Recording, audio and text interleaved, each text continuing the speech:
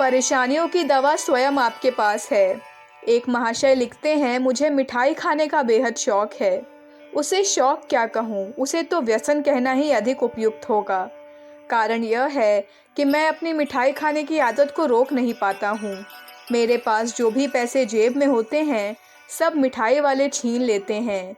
जब कभी मिठाई की दुकान के सामने से गुजरता हूँ तो चुंबक की तरह बुरी तरह उधर ही खिंचा चला जाता हूँ, जैसे चिड़िया अजगर के मुंह में खिंची चली जाती है।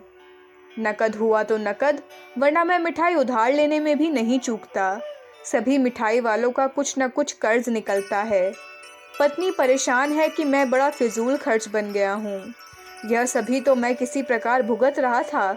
अब डॉक्टर ने बताया है कि मुझे डायबिटीज़ हो गया है और इसी क्रम से चलता रहा तो मौत के मुंह में पहुँच जाऊँगा। कुछ ऐसा उपाय बताइए कि इस परेशानी से मुक्ति मिले। मेरा रोग मानसिक है। इस कृपा के लिए आजन्म ऋणी रहूँगा। वास्तव में उपर्युक्त महाशय का रोग मानसिक है। शफा खाने में उसकी कहीं भी दवाई नहीं मिलेगी। दवाइयों की फेहरिस्त में शायद ही कहीं ऐसी बीमारी का उल्लेख हो। किसी हकीम या वैद्य के पास उसका नुस्खा नहीं है। रोगी महाशय ने स्वयं ही इस नई मानसिक व्याधि को जन्म दिया है। इसी प्रकार ही नाना व्याधियों को हम स्वयं जन्म दिया करते हैं, अपने मन में विकार उत्पन्न कर लेते हैं। उनकी दवा भी स्वयं हमारे पास है। हमारा मन कुछ ऐसा लचीला है कि विपरीत दिशा में ढीला छोड़ देने पर कोई बहम, कोई चिंता, कोई मानसिक परेशानी या व्याधि उसमें घर कर लेती है। रोग और विकार के कीटाणु बहुत जल्दी हम पर अधिकार कर लेते हैं। मनोवैज्ञानिकों का विचार है कि हमारी भावना हमारे विवेक की अपेक्षा अधिक बलवती शक्ति है। भावना का हम पर अखंड राज्य रहता है। हम जिस भावना में बहते रहते हैं उसे विवेक नहीं रोक पाता। अनेक बार भावना विवेक को दबाकर हमसे ऐसे कार्य करा लेती है जिन्हें हमारा विवेक उचित नहीं समझता। होना यह चाहिए कि विवेक का हम पर सदा नियंत्रण रहे। हमारी बुद्धि जिसे उचित कहे वही हम करें। विवेक जिधर चलाए उधर चलें। भावना और विवेक का संतुलन ही मनुष्य को मानसिक दृष्टि से पूर्ण स्वस्थ रखता है। उपर्युक्त रोगी के रोग का कारण भावना का अनियंत्रण ही है।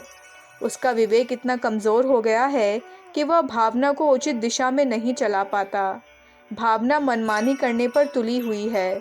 भावना में मिठाई खाने की इच्छा भरी हुई है। यह कभी पूरी नहीं हो पाती। यह अतृप्त इच्छा बचपन के बच्चे को मिठाई न मिलने के कारण गुप्त मन में प्रविष्ट होकर एक जटिल भावना ग्रंथि बन गई है। जिन बच्चों को बचपन की गरीबी या असमर्थता के कारण कुछ वस्तुएं प्राप्त नहीं होती, उनकी वे अपूर्ण इच्छाएं गुप्त मन में बैठकर शरीर पर अपनी प्रतिक्रियाएं करती रहती हैं। ऐसी ही प्रतिक्रिया उपर्युक्त मानसिक रोगी की है।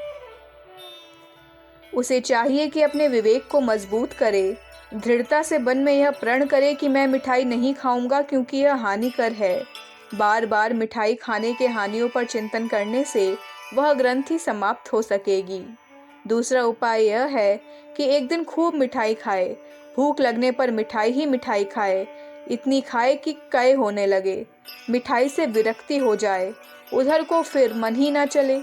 जिस चीज़ की एक बार अधिकता हो जाती है उधर से स्वयं तृप्ति हो जाती है। गुप्त मन की अतृप्ति दूर हो जाती है। तीसरा उपाय यह है कि आप अपने मन को अन्य उपयोगी, स्वस्थ और दूसरे प्रकार के कार्यों में सदा इतना व्यस्त रखें कि इस ओर सोचने का मौका ही ना मिले। खाली मन शैतान का घर है। यदि उसे किसी उपयोगी काम में लगाए रखें तो वह मिठाई के भ्रम में लिप्त न होगा। बेकार और निठल्ले रहना स्वयं एक प्रकार का मानसिक रोग है। निरंतर उपयोगी कामों में व्यस्त रहने वाले व्यक्ति पूर्णतः मानसिक दृष्टि से स्वस्थ रहते हैं। अच्छी पुस्तकों का स्वाध्याय कीजिए, आत्मसुधार विषयक पुस्तकें पढ़िए, मन में स्वस्थ विचार रखिए, निरक्षर व्यक्तियों को पढ़ाइए, सार्वजनिक कार्यों में अपने समय का सदुपयोग कीजिए, बागवानी या संगीत विद्या सीखिए। बस आप इन मानसिक रोगों को समूल निकाल फेंकेंगे। याद रखिए, आपके मानसिक रोगों का इलाज स्वस्थ चिंतन और व्यस्तता ही है। अखंड ज्योति, नवंबर 1958, पृष्ठ संख्या 13-14। हमारे YouTube चैनल विचार क्रांति दूत अखंड ज्योति पत्रिका को सब्सक्राइब करें एवं अगली वीडियोस प्राप्त करने के लिए बेल आइकन दबाएं। धन्यवाद।